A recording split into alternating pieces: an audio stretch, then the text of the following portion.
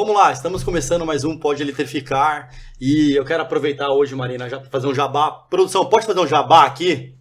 Tá liberado fazer um jabá? Pessoal, quero convidar todo mundo para correr a Greenville Run the Bridge, dia 3 de setembro. Te espero lá, vamos treinar, tá? E hoje, Marina, a gente tem um convidado alto astral, também é um esportista, né? Treina todos os dias, faz seus stories lá com o MC Kelvinho, né? Antes era o Lauro, o monstro, agora o MC Kelvinho. Então, assim, pessoal, depois entra na rede social do nosso convidado, que eu não vou falar ainda quem é, né? Depois a Marina vai falar o Instagram dele aí pra galera poder seguir.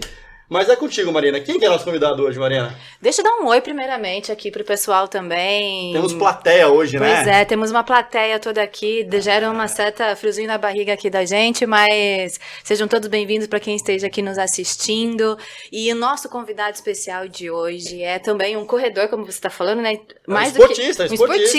Maravilha, maravilha. Ah, não, e acorda 5h30, 5 horas, não falha nenhum dia. O cara é disciplinado. Disciplinado. É. Bom, estamos com Marco Marques, ele é CEO da Quito Plastic, empresário, empreendedor, criativo, mega divertido, viaja o mundo em busca de muitas inovações, inclusive hoje vamos falar aqui com o Marco sobre a China, que ele acabou de voltar da China. Levou 3 dias para voltar da China. Tem muita experiência em eletromobilidade, em micromobilidade e muitas vivências para nos contar. Seja bem-vindo, Marco. Obrigado. Bem-vindo, Quito. Obrigado por ter aceitado o nosso convite. Nossa, a gente tem um presente para te dar aqui, uma lembrancinha. Exatamente, aqui. Nosso kit que... Ó, é tudo, a gente eletrifica tudo aqui. Pode eletrificar. Entendeu? Tá pra choque, você. Pode abrir. Nossa, que demais. Uma caneca pra usar, quero ver você postando no seu store lá. Muito legal, gente, muito legal. Depois manda uma garrafinha pro Marco pra ele também usar na academia lá, enfim. Nossa, muito legal, muito legal. Quer dessa caixinha aqui que eu já jogo ela aqui fora também pra você, aí você fica só com as muito legal. Coisinhas aí. Bora lá. Aí. Adorei, camiseta. Tem canetinha, nossa, tem... Já tá aqui minhas anotações. Faz as suas anotaçõezinhas. Pessoal, muito vocês assistiram aqui pra mim? O Marco, o Quito, ele é muito ligado em automóvel, a indústria automobilística.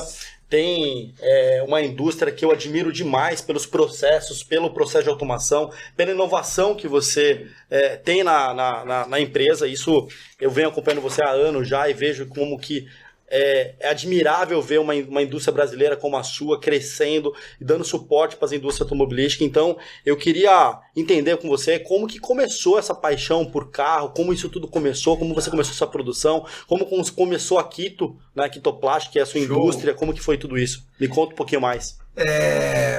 Tudo começa com paixão, né, cara? A paixão move a gente a tudo. Então, eu desde criança gostei muito de carro. E sempre tinha uma veia muito empreendedora, desde vender gelinho com 13 anos de idade, vender água na feira do automóvel, e enfim. E aí fazia faculdade no Mackenzie, eu comecei a fabricar os luminosos, sempre inovadores, tudo que eu fazia. Um luminoso sem fio já em 98. Tinha umas lojas, o Valet, que você tinha um luminoso que ficava na porta do Valet e dizendo, nós estamos abertos, o preço do vale, etc e tal. Eu inventei o luminoso sem fio, que ele tinha umas baterias de carro. Foi uma época que inventaram os transformadores de lâmpada fluorescente, que eram eletrônicos, já não era aquele pesadão, e que funcionava muito bem em 12 volts. E aí, eu inventei uns, comecei a vender por São Paulo e tal. E aí eu fui numa concessionária Mitsubishi para vender, que eles funcionavam à noite, chama Norte, a concessionária. E o dono tava lá, eu esperei a hora que o cara tava, fui falar com o dono. E o cara não só comprou o luminoso, ele amou, né? A engenhoca. E quis me contratar, né? Falou, pô, preciso de um cara desse aqui. E aí me contratou sem nem saber meu nome. E eu já era apaixonado pelos Mitsubishi, né, cara? Falei, cara... E como a fábrica só era eu, né? Eu que fazia tudo. Falei, eu fecho lá, eu faço engenharia no Mackenzie, volto e venho trabalhar com você. Não tem problema. Eu adoro os carros Mitsubishi. Aí no outro dia, quando eu cheguei na empresa para trabalhar, aí falou, qual que é o seu nome? Eu falei, pô, é Marco, né? Ele falou, pô, mas Marco sou eu, né? Não pode, já tem aqui, já tem, não pode, acha outro. Aqui só tem tudo, é muito Marco, e o Marco aqui só tem eu. Aí eu comecei a usar Marques, porque era meu sobrenome. Falei, arruma outro nome, Marques, você não pode usar. E aí aí virei vendedor de carro em 98, mas sempre tive essa veia muito empreendedora de achar que o negócio era meu. Então, se tinha uma lâmpada queimada, eu dava um jeito de eu trocar. Então, e ali, é o que eu digo, você pode ser um funcionário com cabeça empreendedora, né? E por incrível que pareça, você sempre acha que alguém pode não estar olhando, mas todo mundo olha o que você faz. E aí, depois de alguns anos, ele me colocou como gerente diretor e eu comprei parte da concessionária. Eu virei sócio da concessionária em 2004. E, enfim, essa foi a minha trajetória na concessionária Mitsubishi. E a Kitoplastic, ela nasceu quando eu lançaram a Pajero Sport em 2000 e tinha uma versão com friso de porta e outra sem. E todos os vendedores... Era uma época que carro a diesel dava muito status, era um carro muito caro. Então todos os clientes que compravam carro a gasolina queriam os acessórios que vinham no carro a diesel, um deles era o friso de porta. Eu falei, preciso fabricar isso, dá um jeito de fabricar. E eu inventei um processo único, que os moldes estão comigo na fábrica até hoje, que eu repliquei as peças em silicone. Eu morava com a minha mãe ainda, então eu ia para um quarto lá e fiquei 6 meses desenvolvendo o processo. Aí eu comprei as peças originais do Japão, fiz um molde de aço inox, repliquei a peça em silicone. O silicone, depois que ele secava, eu virei ele e fiquei com o molde negativo dos frisos. E aí eu fazia com resina. Tentei no começo com resina de prancha de surf, não deu certo. Aí depois eu fiz com resina epóxi. Aí ficou perfeito. E aí uma peça original custava, sei lá, 2% do valor do carro, algo em torno de 7 mil reais hoje, com friso de porta. E o meu eu vendia por 800 reais. Então, nossa, o cliente muito mais ficava acessível. Feliz. Que fantástico. E a Mitsubishi foi a primeira montadora que eu homologuei. A primeira. Então, aí todo mundo que comprava Pajero de novo, 2000 até 2002, a diesel vinha com friso e gasolina 100. Aí todo mundo queria botar. O cara não comprava diesel. E tem essa peça ainda para vender até hoje? Não, porque o carro saiu de linha, né? Mas eu digo, os moldes eu guardei comigo, né? Os moldes eu guardei comigo. E desde então, depois, antigamente você tinha os carros todos com friso de porta no Brasil, o Monza, Opala e tal. Aí quando veio a Porsche, BMW, começaram a deixar essas portas mais limpas. E aí a gente começou a aplicar friso de porta para todos os carros. Foi crescendo aos poucos.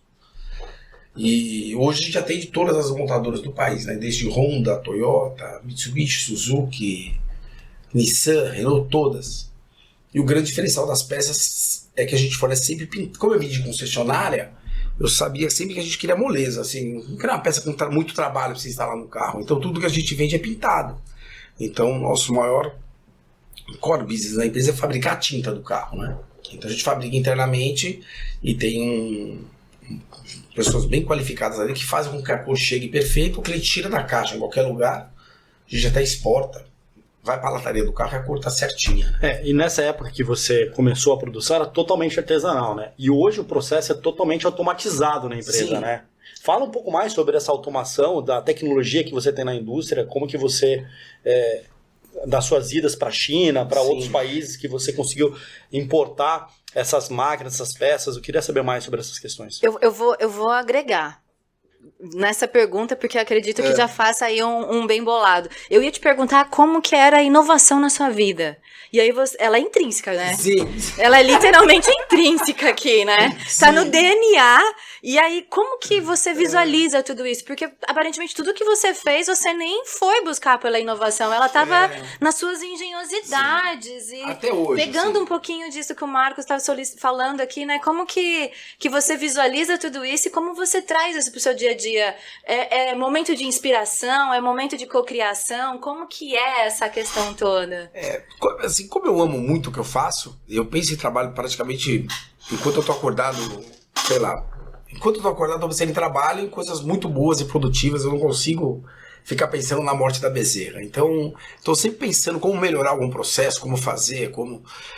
E eu reparei dessas viagens pelo mundo, que países onde você vai para uma Suíça, onde a mão de obra é muito cara, sei lá, um funcionário na Suíça ganha 3.500 francos, mais com os encargos e tal, mais uns 3. Então você vê que não dá para a linha de produção deles ter qualquer tipo de improdutividade, né? Então tudo tem que rodar. Então a ferramenta está na mão da pessoa, tudo tem que rodar.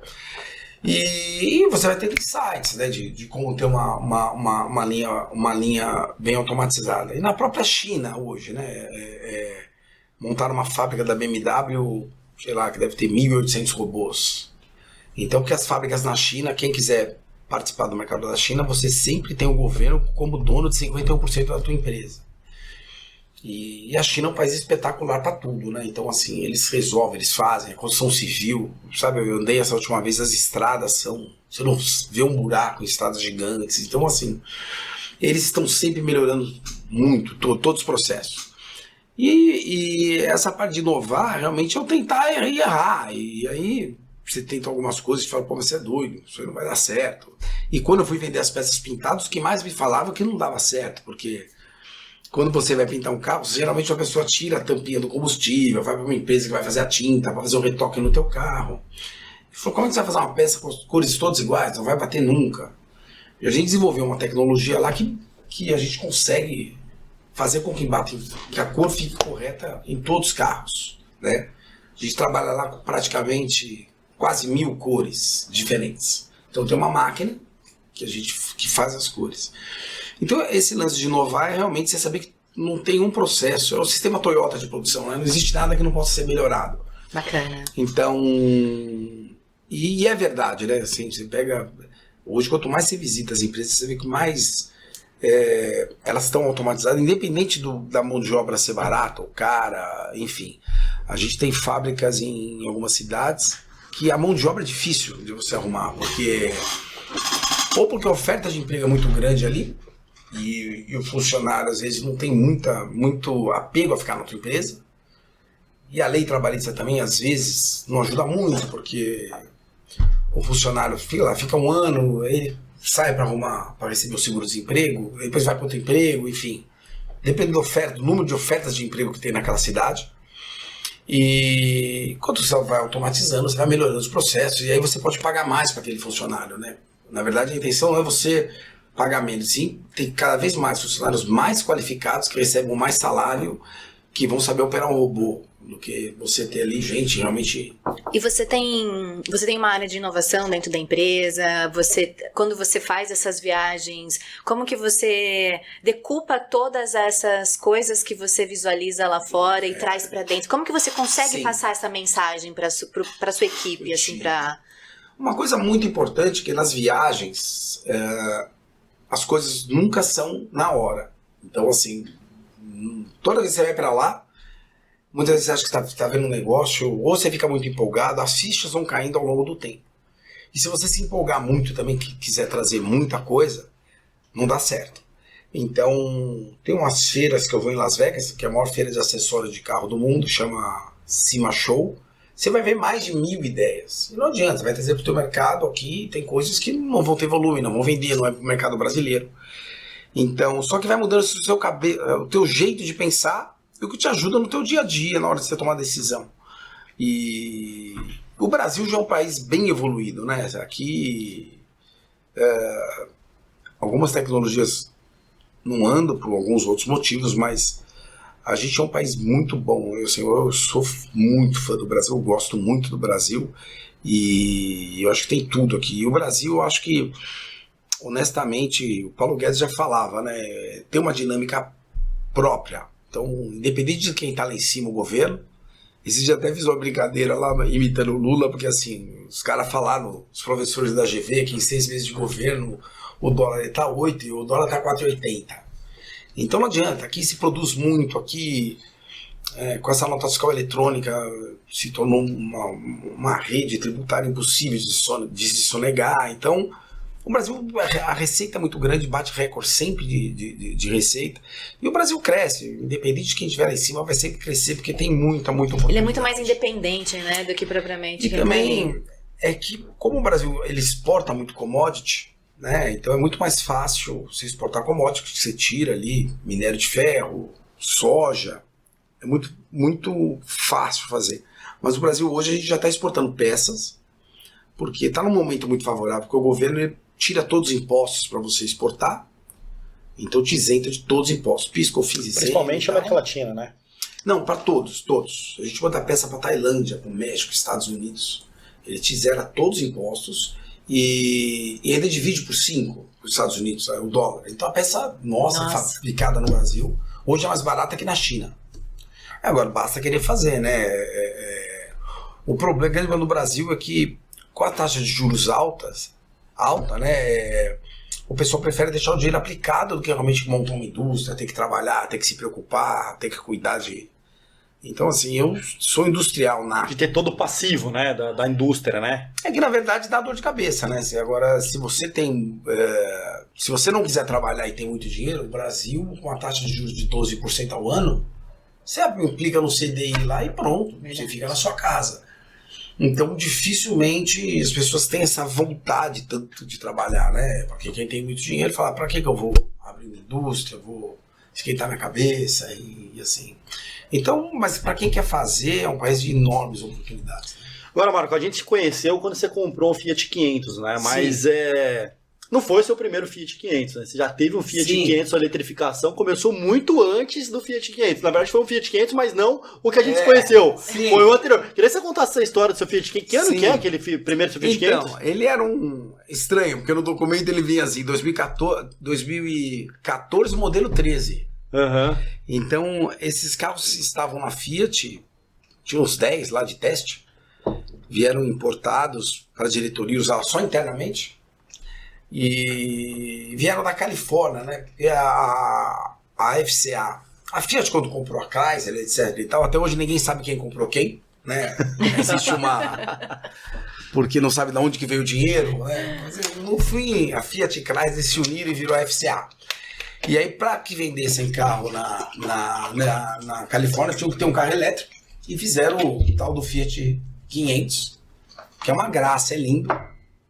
Porém, ele tinha 100 km de autonomia, né? Era um carro mais para ir supermercado. Mas era lindo.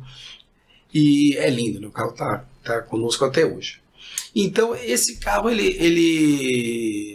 o presidente até na época, da FCA, pediu para ninguém comprar, porque o carro dava $14 mil de prejuízo para a FCA por carro. Então, eles só fizeram para atender a legislação de ter um carro elétrico para poder vender os carros... A combustão, que era as Dodge Ram, na época, as Ram, né? Na Califórnia. Então, era um carro bem legal, muito legal. Mas tinha só 100 km de autonomia, né? Esse outro já é bem mais, sei lá, tem 270. Mas é um carro bem bacana, feito esse novo é feito na Itália. O outro não sei onde é feito, esse da Califórnia. E como que foi a sua experiência de carregar o carro? Como você falou, cadê o carregador? Levava quanto tempo para carregar? Como que foi esse dinâmica? Porque não tinha empresa de eletrificação na época, você não tinha quem ligar para tirar dúvida, como é hoje, né? Você tem a Guinvia aí hoje que você pode entrar no site, comprar os carregadores, tirar dúvida, tem muita informação, tem o YouTube, tem informação em excesso, mas na época não tinha, né? Como que foi a sua experiência para carregar o carro, entender como funcionava o sistema de carregamento do carro? Na verdade, assim, eu pluguei ele na tomada e demorava, sei lá, um dia inteiro para carregar. Para andar 100 km. Para rodar 100 km. E aí, eu falei, poxa, eu não sei o que fazer. E aí, praticamente era um brinquedo, né, cara? Assim, mais de um dia para carregar. E para rodar 100 km, né, cara, você usava...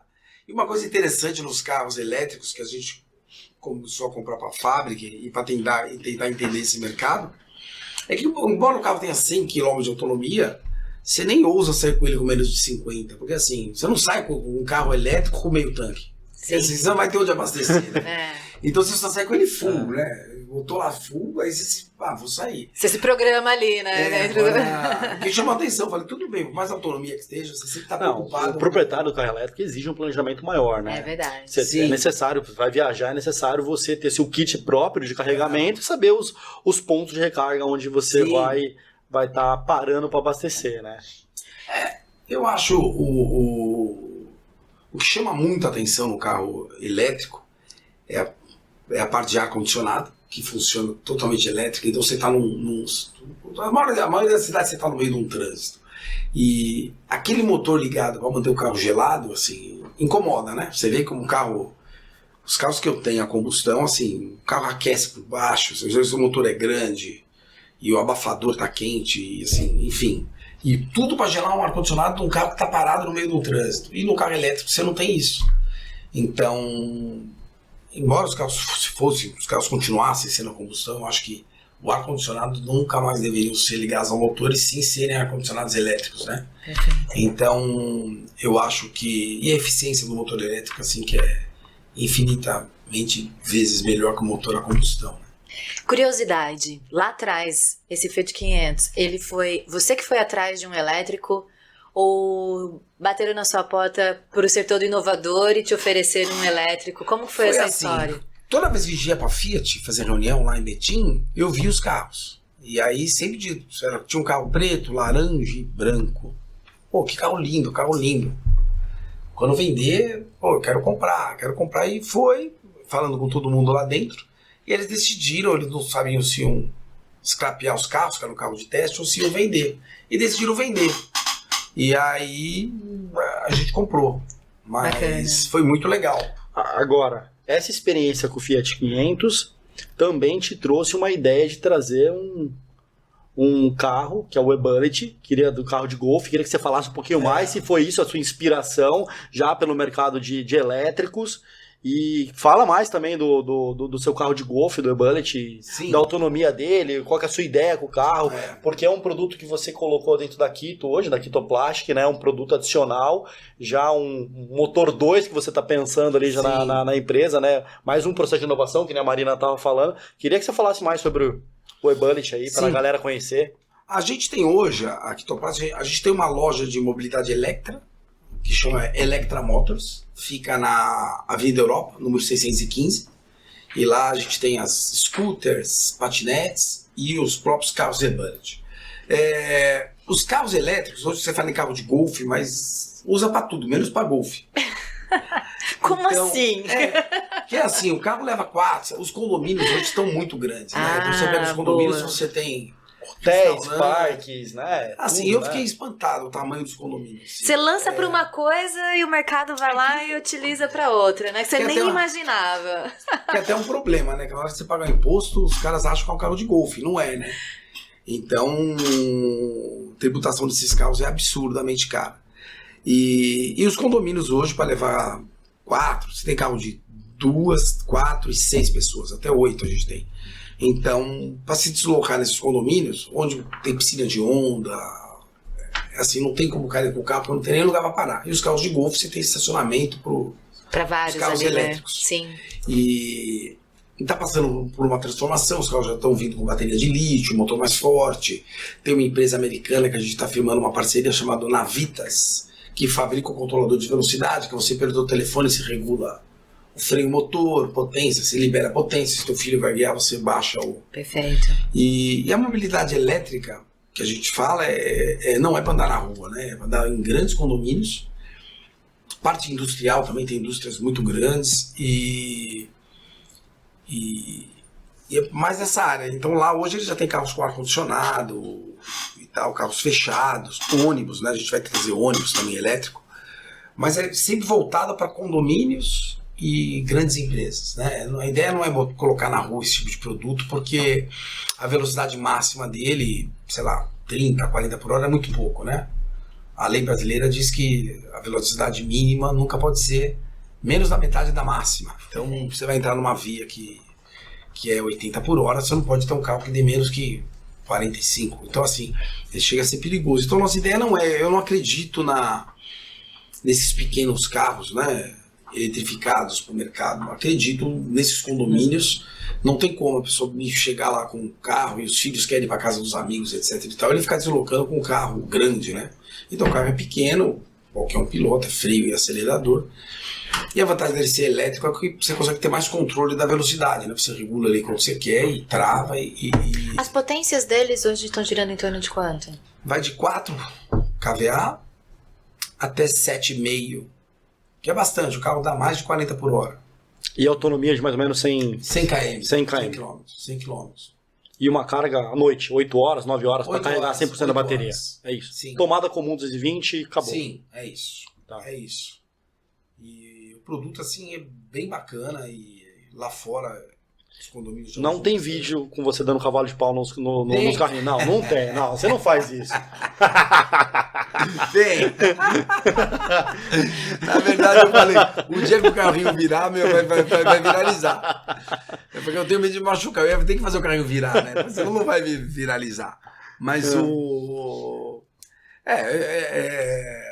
carrinho realmente é bem bacana. E bem útil para condomínio. Bem útil para condomínio. Bem Legal. bacana mesmo. Legal. Muito bacana. Trazendo um pouquinho esse seu universo, né, da mobilidade elétrica, assim. Você acabou de vir da China. Sim. Tá em fuso horário até, se eu não me engano, porque não tem 24 horas que eu te vi dentro de um Jet lag. avião ali. A gente tá, assim, ansiosos aqui para saber das novidades que você encontrou por lá. Acompanhamos um pouquinho pelas suas redes sociais, que assim, deixa a gente vidrada ali também, né? Muita inovação acontecendo, a gente sabe o quanto eles estão na frente, o quanto eles estão liderando esse assunto. Que você, assim... O que você trouxe de experiência dessa vez de lá? O que você acredita que o Brasil possa vir a ter, que possa chegar para o Brasil? Porque existe uma discrepância muito grande, né? Do que está lá e muitas coisas não vem nem para o Brasil também, acaba que fica regionalizado. Pelo que eu vi, acho que você nem andou a carro a combustão lá, né? Nenhum carro que você pegou Foi lá. difícil achar, bem difícil. Porque, na verdade, todos os carros elétricos lá usam placa verde. Então, em Xangai, assim, é um número absurdo de carro com a placa verde. Tem a ver, eu acho, com a política governamental. Então, assim, quando você passa pelo menos os táxis todos para elétricos, todos os táxis lá são elétricos. Se você põe o valor da energia elétrica num custo bom, o taxista, ele é o primeiro. Aí os carros ali ficam todos em carregadores muito rápidos, carrega o carro em 1 hora e 10. E aí você dá esse benefício para um taxista, então praticamente todos os táxis são elétricos, todos. E com recargas pela cidade, todas pela cidade. então eles carregam em postos de carregamento e para eles tudo bem, porque assim, o custo vale a pena ele esperar 1 hora e meia, acordar um pouco mais cedo, enfim. Para todos os taxistas que eu conversei, eles estavam bem satisfeitos, né? Porque eu tinha um intérprete de mandarim, né? Porque o taxista lá não fala inglês. A maioria das pessoas não falam, né? E falar mandarim é impossível. Aquela moça simpática que você gravava TikTok com ela. Ela falava, mas... É porque o mandarim é bem difícil, não tem nem como, né? E assim, quando você vai conversar com alguém lá, você pede... Se a pessoa fala inglês, você tá no céu, né? Porque assim, o mandarim, assim, é impossível. O sim e não, só não entende. Nem por gesto, nem por nada. Então, foi muito legal conversar e tentar entender o que ele achava. E eles todos muito felizes com o carro elétrico, porque tinha um problema muito grave de poluição, né, a China. Sim. Então, para eles já não, então, a partir de hoje todos os táxis são elétricos. Acabou, eles falam, o Xi Jinping lá assina o papel, acabou tudo acontece, né, não tem muito lobby. Eu tava até vendo que se você quer ter uma combustão, você tem que assinar termos e falar o porquê que você precisa de uma combustão e leva-se tempos para chegar, né? Tem o que eu reparei também de novidade lá foi que as fábricas inovadoras de carros elétricos estão no modelo de venda B2C, então você compra direto da fábrica, como a Tesla tinha, né? As concessionárias todas eram da Tesla. E eu entendo que o pessoal que é muito inovador também não está muito afim de fazer. Como o carro não dá manutenção, né? O carro elétrico, ele tem muito menos peças que um carro a combustão. Então, assim, você não tem nem câmbio, não tem embreagem, você não tem nada, né? O motor ligado direto na roda, só com uma caixa de satélite e tal. Então, assim, o carro não tem o que quebrar, o carro elétrico. Então, o fato de eles fazerem venda direto para você facilita muito. Então, quando a gente visitou a fábrica da NIO, que na minha opinião é a melhor fábrica de carro elétrico do mundo hoje, você via lá a fila de clientes recebendo o carro, né? Direto na fábrica. Então é uma experiência. O cara vai lá, conhece a fábrica e aproveita e retira o carro zero que ele comprou. Pela internet. O canal de venda, honestamente, eu não sei. Eu acredito que não seja, porque assim, ele precisa conhecer. Eu vi algumas concessionárias que vai, conhece, anda. Entendeu? Então, assim, não dá pra você comprar um carro sem andar, né? Assim, sem ver se cabe gente atrás, ver se o banco vai para frente. Comprar o carro pela internet sem você conhecer, eu acho que é uma coisa ainda ruim, né? Você precisa andar no carro. Existe primeiro uma educação, né, também da questão no Brasil principalmente, né, que a gente ainda vai ter que passar por bastante coisa em relação ao veículo elétrico, que ele tem um diferencial muito grande em relação ao combustão até na utilização, no dia a dia, para chegar numa compra direta dessa, né. Assim eu acho que a mídia que deve fazer a comparativa entre carros, etc e tal, deve ser séria, né? Hoje a nossa mídia tem muita matéria comprada, então assim, se você pega umas revistas que a gente comprava antigamente, falavam realmente se o carro era bom, se era ruim, se o espaço interno era bom ou era ruim, mas hoje não dá pra você acreditar naquilo, você tem que ir na concessionária ver com os seus olhos se o carro realmente cabe gente atrás, se não cabe, e esse cara, já tive carros que uma Land Rover Velar, que é linda, mas assim, atrás não cabia ninguém. Então, sim, porque todos os carros que prezam muito pelo design, né? Uma X6, uma Velar, que o teto baixa, ali atrás não entra ninguém, né? Porque estão priorizando o design. Né? Nem criança cabia lá atrás. Então eu acho que a pessoa que é onde está também o problema do varejo brasileiro, né? Na minha opinião, que você vê Magazine Luiza com problema, Americanas com problema, porque assim, você não vai comprar um fogão pela internet, você vai na loja, você vai ver, conhecer, ver quantas bocas tem, testar. Depois você viu tudo, você vai entrar no Google e Mercado Livre e ver quanto custa. E se a loja fizer o mesmo preço, talvez você compre lá. Ou talvez você vai comprar pelo web, né, pela web. Mas se for numa loja ver. Então, por isso que o varejo não está se sustentando. Então esses novos modelos de negócio é totalmente diferente. Você vê que você vai numa loja, numa concessionária ver um carro, o cara não é um vendedor. Ele vai te explicar tudo. Ele não é comissionado, então é um cara que foi treinado para te mostrar tudo que o carro tem. E aí ele não tem aquele negócio de querer vender para você. Ele te vende a ideia, a experiência, etc e tal. E a troca da bateria da Nil, você viu ao vivo? Então, a gente viu por um vídeo quando eles vieram pro Brasil, porque tem um amigo meu que é representante da Jaque Empilhadeiras no Brasil, o Nicolas, e aí o pessoal da Jaque veio, que eles são donos de metade da Nil, lá na China. E eles vieram para cá, e foi bem interessante, a gente levou eles pra chinesada engraçada, né, cara? É muito divertido. E a gente levou eles pra Avenida Europa, pra ver os carros, pra ver ponto, pra Nil, enfim, pra tentar com que eles gerassem interesse de ter a Nil aqui no Brasil. E aí a gente foi para a China para conhecer a fábrica deles. E a fábrica é realmente muito automatizada, o carro inteiro de alumínio, assim, espetacular. E aí você tem ali no processo produtivo, eles te mostram a base do carro, onde estão os motores, sem a carroceria. E você vê realmente que aquilo não tem o que quebrar. E é igual um carro de autorama, você vai trocando a bolha. Então você tem a mesma plataforma para todas as versões, seja um sedã, seja um SUV. Porque a parte de baixo, onde ficam as baterias, os dois motores, né, os carros são 4x4. Então você vê o quanto é fácil, assim, quanto é robusto o carro elétrico, e ele não tem o que quebrar. E aí eu tinha visto uma vez trocar, a gente foi atrás, mas na fábrica eu fui trocando também a bateria do carro. Então, quanto é o tempo da troca de bateria? Quando total, eles vieram o carro pra cá, parou no... É aquela do box que você colocou, sim, né? Era a minha pergunta também que eu ia fazer pra eles tinham dito pra nós aqui que eram de 7 a 10 minutos. Só que quando eu cheguei lá e eu cronometrei, você vê como é a diferença, né, cara, da cabeça.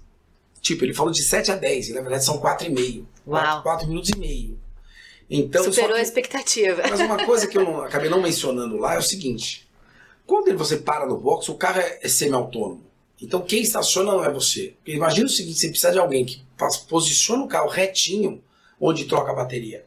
Então você para perto do box, você aperta um botão, troca de bateria. É igual, pensa na troca de óleo, né? Você vai lá, o cara fica falando pra você e você fica morrendo de medo de cair no buraco, né? Verdade, exatamente. verdade. Então quem estaciona o carro é o próprio carro. Você não faz nada. Uau. Você não faz nada. E é impressionante, porque eu consegui filmar, porque estava sem as tampas ali, porque ele tem duas cortinas que fecham, E realmente você vê, o carro é levantado, um robô tira, e nesse box cabem 50 packs de bateria, que, pô, a hora que sai descarregada já tá carregando, e aí entra outro e em 4 minutos e meio o carro sai com a bateria totalmente carregada. E qual que é a autonomia dessas baterias? Assim? Esses carros têm todos 500, 400. Caraca. Agora, o modelo da NIO majoritário é por assinatura. E não a venda do carro, né? Tá. Isso que é o que a NIO, a proposta da NIO é justamente essa. Por quê? Você imagina aqui no Brasil, né? Você tem uma troca dessa de bateria, uma hora você vai ter algumas baterias com problema, né? Você trocando ali. Então, por isso que o modelo da NIO hoje, majoritariamente, é por assinatura. Eu não sei como é na China, mas onde ele tem a NIO fora da China, eu sei que de forma majoritária é por assinatura. E eu acho que é um modelo fantástico mesmo por assinatura, né? Isso a gente tem visto aqui no Brasil como o modelo de assinatura de veículo tem crescido em todos os mercados, seja combustão, híbrido ou até mesmo 100% elétrico, quanto tem crescido isso, até mesmo nos carros de luxo, né? A galera tem realmente feito assinatura de carro, né? Justamente por aquela outra questão que você está falando, taxa de juros muito alta, então a galera pega o valor do carro, joga em investimento e assina um carro com o valor que recebe e ainda sobra dinheiro no bolso, né? E o carro não é dele, então assim, deu certo no Brasil justamente por essa questão de taxa de juros alta, né? Então é um modelo que, se tiver no Brasil a NIO por assinatura, acho que vai bombar. A galera vai assinar, vai ter muito motorista de aplicativo fazendo assinatura deste modelo, ainda mais com uma troca de bateria aí, vai colocando no máximo 10 minutos, é fantástico, né? Sim, é demais. É praticamente um pit stop, realmente, o cara vai ali, troca a bateria, vai no banheiro, toma um café, acabou, vai embora, né, cara? Então, assim, é algo que a gente deve em breve ver aqui no Brasil. Paga-se como essa troca de bateria lá? Eles te dão bateria de graça, acho que por 2 anos. Né? Então a troca é gratuita. O que impressiona lá muito é que essas empresas estão praticamente vendidas, a produção inteira, e assim, eles te recebem com muito carinho e etc e tal. Você vê que, embora eles estão sold out, assim, produção vendida, bombando, eles vão te receber, enfim. Agora, estudar o lugar. você falou que a Jack também é dona da NIO, né? Sim. A Volkswagen, Grupo Volkswagen, é dona da Jack, uma parte da Jack. Então, quer dizer, indiretamente a Volkswagen também é dona da NIO. Eu não sabia que a Jack era dona da NIO também. Porque o que acontece é que todas as empresas na China, o governo chinês é dono de 51%. Né? Até a própria Renault, o governo francês, é dono de metade. Então, assim, aí uma é dona, tem divisões diferentes, enfim, mas o que acaba, às vezes, esse pessoal que nos apresentou lá, que são da Jack, da divisão de empilhadeiras também. Então, só indicaram, não. São empresas distintas, em que o controle acionário, eu sei que a Jack tem parte deles, né? Eu acho que deve ter 49, e alguém deve ter os 51, eu não sei quem é. Então, enfim, mas acho que é muito comum, né, cara? Muito comum na China. As grandes montadoras, elas despertaram olhar para os elétricos, né? Porque algumas delas se atrasaram um pouco nessa tecnologia, e o mercado chinês foi uma solução, né? Então, hoje você vê aqui no Brasil, né, eu falei em outros episódios de Caoa Chery, GWM e de BYD, né? Quantas empresas têm crescido no volume de venda de carros elétricos e híbridos, né? E vai chegar cada vez mais essas montadoras chinesas, que não são mais chinesas, são montadoras globais hoje, a gente pode chamar, né? Que elas já estão no mundo todo, né? Então, você não fala GM, é uma montadora americana. Você fala GM, simplesmente você fala GM, você fala Ford, né? Exato. Então, até a gente precisa perder esse hábito de chamar essas indústrias chinesas de indústrias chinesas, né? Porque elas são já mundiais já, né? Elas já são globais, né? Então a gente precisa... Mas é um hábito que a gente criou aqui no verdade. Brasil, mas a gente precisa trabalhar isso agora, porque são todas empresas globais. E você acha que você tem intenções de intermediar essa questão da NIO vir para o Brasil? Qual que é a sua ideia? Não sei se é confidencial isso também. Não, cara, não na sei verdade, como o que a gente entendeu deles lá é que eles têm planos de vir, mas por pernas próprias. Eles não estão... Porque eles estão numa crescente muito grande na China, tem uma tecnologia que só eles têm. Então, eles já vendem carro na Europa, na Holanda. Então, assim, tem mercados mais interessantes para eles começarem primeiro. E até essa parte de troca de bateria, eles devem testar muito lá antes de mandar para outros países. Então eu acredito que a estratégia deles deve ser consolidar um pouco mais a marca lá, porque tudo lá é muito novo, né? A NIO Eu acho que ela deve ter, sei lá, 5, 6 anos. Então, mas a gente falou para ele que nós tínhamos interesse.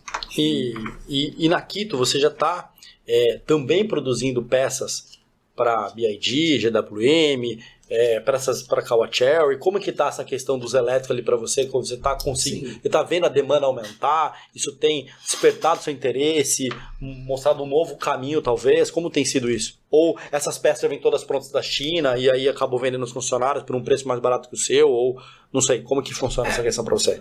Todas as montadoras de carro importado no Brasil eles têm uma meta de nacionalização de peças, para que continue tendo os benefícios do governo da importação.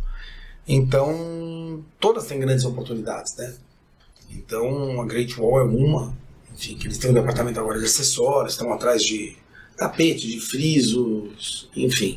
Aquele seu tapete é incrível, né? Aquele seu tapete, a galera depois entra aí no Instagram da Kito Plastic e, nossa, a gente é pioneiro. Esse tapete, na verdade, o segredo dele está no molde, né? Que ele é feito, que é um molde bastante caro, mas é feito... E é um tapete usado lá fora, que só se usa esse, né?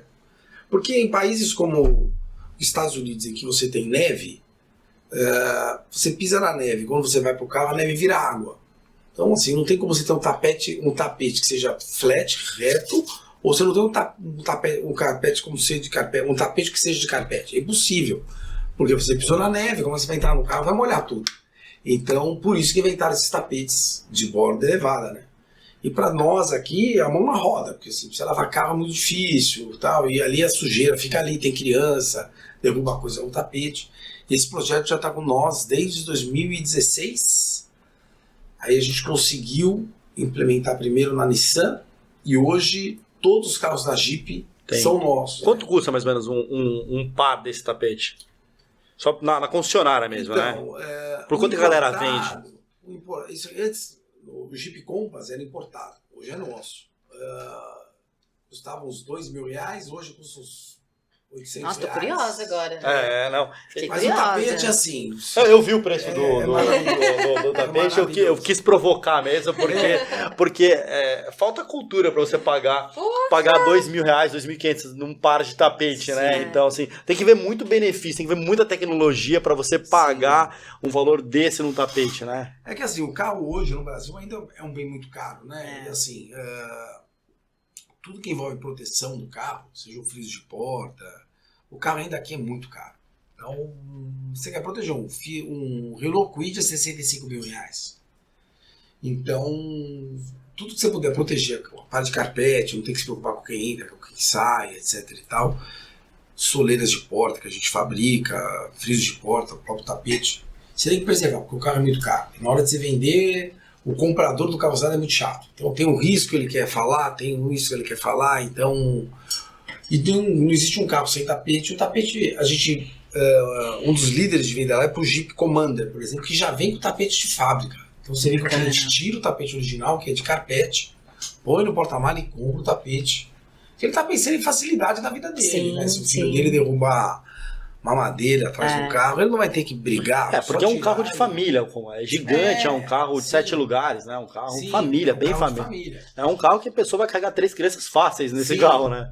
Sim. Ninguém vai comprar um carro daquele tamanho pra andar sozinho, não tem sentido nenhum, né? Então muito egoísmo, né? Não tem sentido nenhum, pô. É verdade. É verdade, né? Mas eu acho que isso aí faz parte da inovação, porque alguns produtos... E assim, quando você pensa em inovação... Você tem que pensar se tem escala de produção também. Porque não adianta você ver que é um negócio muito inovador. Eu vejo muita gente querendo inovar, enfim, porque a gente é procurado. Hoje a gente tem algumas patentes na fábrica. Muito inventor vem lá me procurar. Eu falo, poxa, mas tá bom, a ideia é boa, mas você sabe quanto custa um molde disso? Sabe? Porque molde plástico são caros, né? E exige que você tenha uma produtividade grande. Sim. E às vezes a ideia é boa e tal, mas se você não tiver uma escala fabril grande, não compensa os projetos, né? Bacana. Então, o tapete é um negócio que a gente é o primeiro no Brasil a fazer e estamos aí tentando com todas as outras montadoras de continuar homologando em todas esse modelo de tapete. Eu tenho uma pergunta pra você, que acabei que a gente tava falando da China ainda, vou voltar um pouquinho nesse assunto. Volta na China, na China, que ele não contou quase nada aquele vídeo. Exatamente. Não, ele enrolou a gente e não contou das inovações da China. Não, ele deve ter muita coisa que ele viu lá e não quer contar, não.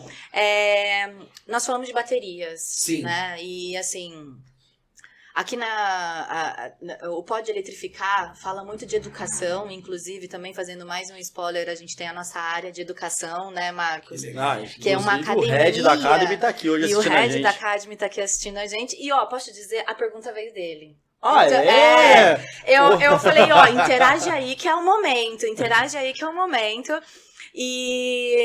E eu queria entender, existe algo no mercado que está sendo muito debatido, que é a matéria-prima em relação às baterias. Sim. Né?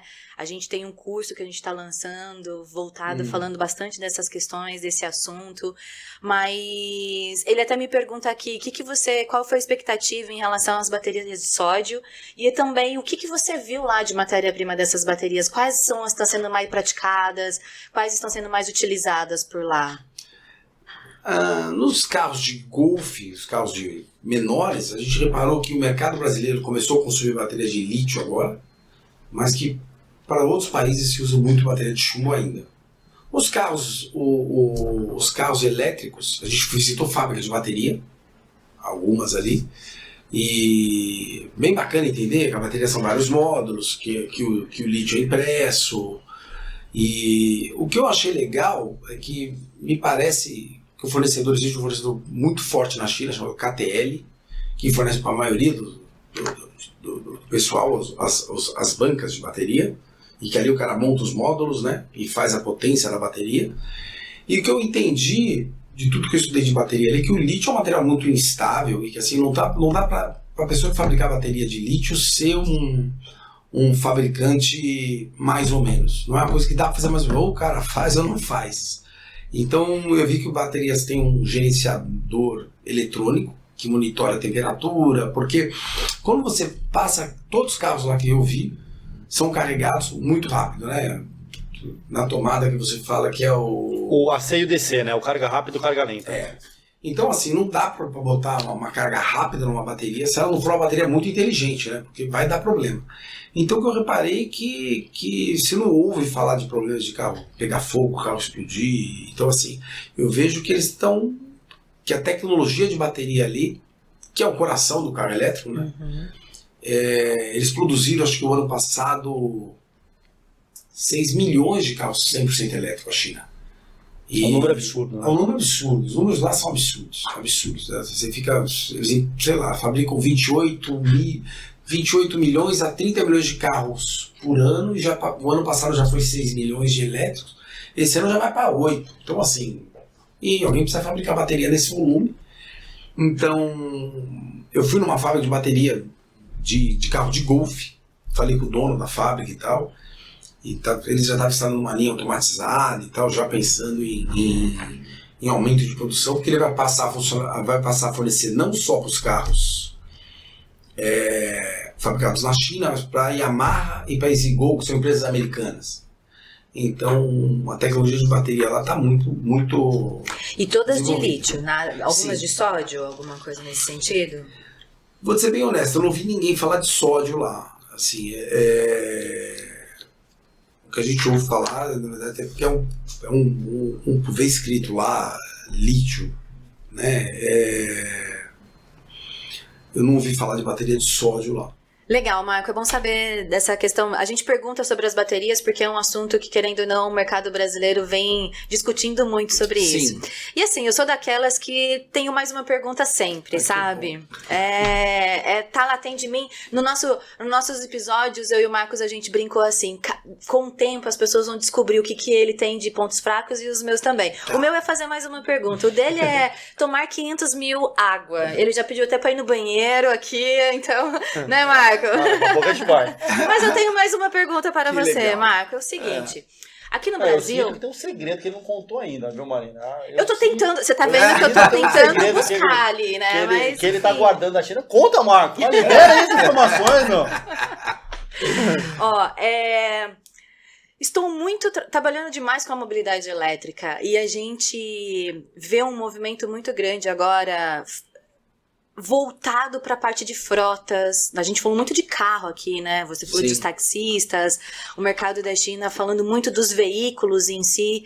Mas como que é esse mercado hoje lá e como que você visualiza isso hoje? Porque o veículo, ele tem um impacto muito grande, ele roda todo santo dia, mas de certa forma a parte das frotas é um movimento... tanto frotas de ônibus quanto frotas de caminhões em si, é um movimento que precisa ser trabalhado aqui no Brasil e ela impacta diretamente a ESG, que estamos na ESG, de certa forma, inseridos nela também. Como que você tem visto isso lá? Como você viu isso lá? Qual é a importância que eles estão dando para esse segmento? Ele está no dia a dia ou ele ainda está muito da inovação? Em complementando a que a Mariana está falando, e como você vê isso inserido no mercado brasileiro, né? Trazendo isso para o mercado brasileiro. Como você vê os caminhões hoje no mercado brasileiro, né?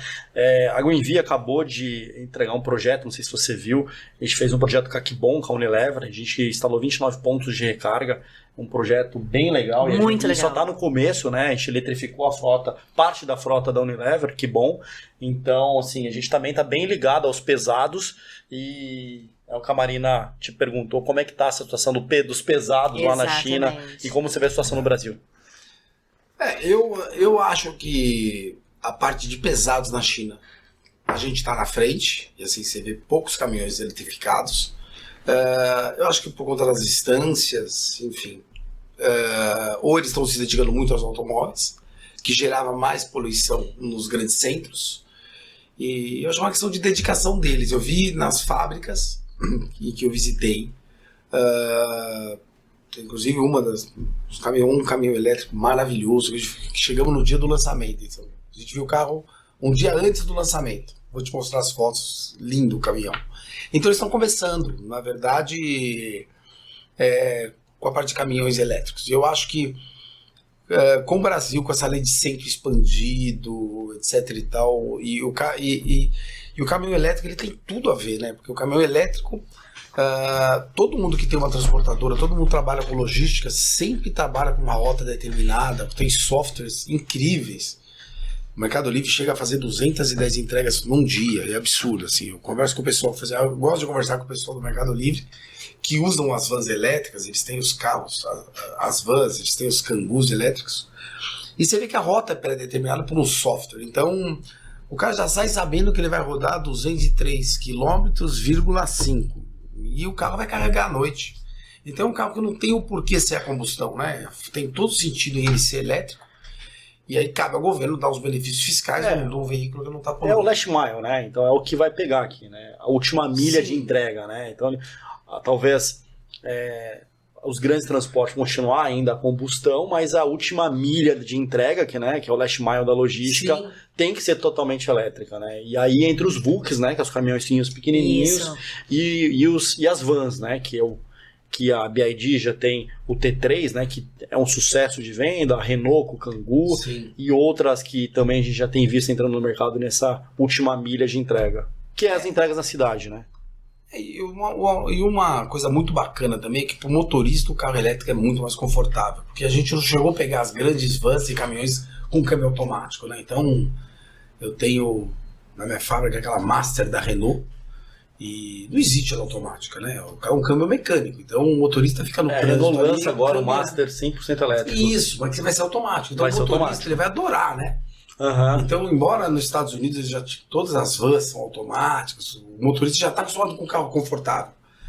Aqui não tem nenhum carro de carga automático, né? Não se investia, né? Não se investia, né? Manutenção mais alta, aquela coisa toda, né? Eu acho que nem isso, é porque o mercado não pedia, né? Porque assim, o motorista vai guiar, ele que cambeia, pisa na embreagem e tal. Então o motorista, é legal ele tá num carro elétrico, o carro elétrico é muito mais confortável. Ele é muito mais saudável pro cara, não tem barulho. Sentidos, né? Enfim. Então, eu acho que para a parte de pesados, o Brasil está na frente com a China. Legal. Eu acho que sim. Bom saber disso. Inclusive, essas fábricas que nós fomos ali, quando eles viram que o nosso interesse era caminhão elétrico, nem deram muita risco. Vocês vão levar caminhão a combustão. A linha de produção era de caminhão a combustão. E aí, lá no fundo, a gente vai lançar amanhã esse caminhão elétrico. Então, você vê que que não é o foco deles ainda, não é caminho melhor. Agora, eu queria falar do popstar Marco Marques 94, né? Blogueiro. Eu queria saber como começou essa história, né? Porque eu lembro que a gente se conheceu, você não era tão influencer como você é hoje, né? A gente tá quase chegando em 14 mil seguidores lá, publicações diárias, sempre alto astral, começa na academia de manhã, você passa um pouco da sua vida, termina enchendo o saco do rapaz das telas lá na sua empresa lá, ele fica bravo, vejo que ele meio dá umas murmuradas lá, né? Como que é o nome dele mesmo? O Souza. O Souza, termina enchendo o saco do Souza. E é sempre muito engraçado, eu sempre dou muita risada lá em casa, lá vendo as suas coisas. E eu saber como foi pra você abrir sua vida, assim, né? Porque empresário de sucesso, às vezes, falar que tem um helicóptero, falar que você tem um jet ski, falar que você tem propriedade, às vezes no Brasil é meio complexo isso, né? É meio arriscado. E você abre sua vida sem medo, coloca toda a sua felicidade lá e leva essa alegria pra dentro da vida das pessoas. Assim, queria entender como foi a sua ideia, como que você começou isso. Né? Eu acho assim. Eu me divirto, cara. Olha, eu vou falar que eu me divirto. Eu acho que a gente tem uma missão, né, na vida. Eu acho que você, mais do que você falar e ensinar as pessoas a empreender, etc., você você ter as ações positivas. E realmente, para você ter sucesso na vida, você precisa dormir cedo, acordar cedo. E é impossível hoje você conviver numa sociedade sem que você faça um exercício físico, né? Assim, não tem como. Com o mundo que a gente vive, né? Você não praticar exercício físico. Então eu demonstro o meu dia a dia e é muito engraçado, porque quando, sei lá, as pessoas que me seguem ali são as primeiras a ver. O cara fala, pô, eu acordo 8 horas da manhã, você já foi na academia, você já tomou banho, já levou seu filho na escola, você já tá de terno e gravata indo trabalhar, enquanto eu tô acordando. Então, e eu vejo que as pessoas depois vão mudando a rotina, vão indo pra academia mais cedo, vão se cobrando. E eu acho que o bom humor em tudo, porque os problemas tem ali sempre, né, cara? Então, se você conseguir lidar com a tua equipe, porque eu com a minha equipe, que eu devo hoje mais ou menos uns 160 colaboradores, eu sou a mesma pessoa, sempre animada e vamos, tem problema, vamos pra lá e vamos fazer, perdemos aqui, lá na frente a gente ganha. Então, eu acho que o bom humor parte para tudo, até para tua saúde, né? Então, eu acho que eu vejo muito empresário querendo pregar, pô, do cara ter uma meta e fazer, etc e tal. Eu acho que se você acordar cedo todo dia e fazer o seu melhor todo dia, você vai colher, isso é fato, né? Agora, se você tá no domingo à noite num bar ou numa segunda-feira à noite, come pizza, dorme tarde todo dia, enfim, não tem como você colher algo bom para você, para tua empresa. Então, a mensagem que eu tenho que passar é sempre bom humor para todo mundo e mostrar como se trata pessoas e tal. E é do fundo do coração. Então a coisa foi ganhando corpo. E o fato de acordar muito cedo e treinar lá com a nova vítima, se fossem os tenistas, né? Os tenistas agora estão pagando preço alto, porque eles não aparecem pra jogar. Aquela quadra tá sempre vazia, né? Vamos falar do doutor lá, O doutor é Gustavo. O doutor Gustavo Rosa. Doutor Gustavo Rosa. Ele sofre, né? Que você marca ele lá, ele não aparece pra jogar G nenhum. Caiu um pingo d'água, já era. Ninguém vai, né? É porque virou uma moda, né? Beach tênis e tênis, ou você joga. Verdade. Né? Então, assim, eu tô pensando em comprar raquete pra deixar no carro. Pra falar que eu jogo, porque virou muita moda, né? Então você tem que falar que você joga beach tênis ou falar que joga tênis. Eu fico brincando ali, porque o prédio que eu moro, realmente o pessoal treina muito. E virou um pessoal que treina tênis, vira meio fanático pelo negócio. Tira. E como todo mundo treina com professores, eles deixam o professor esperando e aí não tem como não brincar com os caras, né? E aí você se junta com o MC Kelvinho e malha os tenistas. E aí é isso, aí daqui a pouco muda o tema e aí vai indo naturalmente. E é uma forma bacana de você levar todo mundo, levar a tua empresa. É um dia de orgânico, né? Literalmente, sim, né? Sim, eu acho que é melhor do que você pegar e filmar os equipamentos e postar que você está indo na academia. E eu acho também que acho que a gente tem que passar uma mensagem positiva para todo mundo. As pessoas têm que aprender a tentar cada vez mais se comunicar melhor. Então, às vezes eu vou num restaurante, você vai falar com o garçom, às vezes você fala bom dia, o cara, sei lá, tá falando bom dia pra dentro, ou você não ouve o cara te falando. Então eu acho que é uma mensagem também que todo mundo tem que falar bem diante de umas câmeras, tem que tentar melhorar todo dia e não ter vergonha de falar inglês errado, e enfim. Então, e tentar pegar situações do dia a dia nosso ali e tornar diferente, né? O pessoal Então, do saque tá reclamando que tá faltando a dancinha do Lauro Monstro, né? Porque o pessoal se divertia com a dancinha, né? Então tem que chamar MC Calvinho. Vamos dançar também. Depois você mostra pra ele. Fala pra ele dançar lá também, que o pessoal quer ver você dançando, poxa. É pior que é verdade. O MC Calvinho não dança. Quem dançava era só o Lauro Monstro. E reforçamos aqui pra você que no dia 3 de setembro vamos estar com a corrida A de Greenville Under 5, Bridge. 10, 15, 30. Tem 2, 3 meses Tá. aí pra Dá praticar. não é só Tá. ficar puxando Não peso, tem vamos como correr. dar desculpa. Escolhe qual Tá. você categoria Não, quer entrar. Terminando aqui, eu vou fazer uma proposta de patrocinar. Patrocinar, Vai levar Under os carrinhos Bridge com a lá, gente, de né? golfe. Boa, Bora tem lá, total legal, sinergia. correr lá. Exato, Enfim, bora lá. Também está com a Show gente de nesse bola, dia aí, com certeza. Tá bom, Marco, olha, da minha parte, tô muito feliz por você ter vindo. Pô, que Gostei, legal. adorei o papo. Que Papo legal. eletrificante, assim. Literalmente. É eletrificante. muito legal te conhecer, assim, Obrigado. agora mais de perto, saber mais da sua história.